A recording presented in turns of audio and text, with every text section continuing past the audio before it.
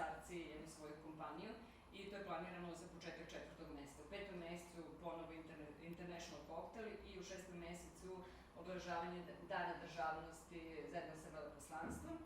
A onda za kraj godine, kao što sam rekla, nadam se da će postati to neko neobavezno okupljanje u 9. mesecu posle godišnjih odmora i svega u Vinobaru, gde, kako sam videla, svima prije jedno tako neformalno druženje.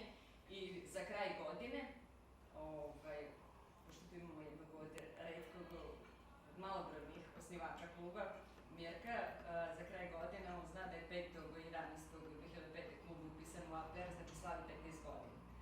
I za kraj godine planira moja ideja, a koliko sam da postoji podrška i upravnog odbora, da 15-godišnjicu kluba obeležimo na pravi način, gde ćemo zvati osnivača, prvog predsednika i sve one koji su učestvovali u nastanku kluba i u njegovom, da kažemo, opstanku ovo vreme.